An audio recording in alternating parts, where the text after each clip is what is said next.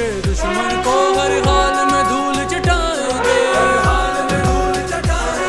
जो देखे मैली नजरों से आंखें ही खींच निकालेंगे।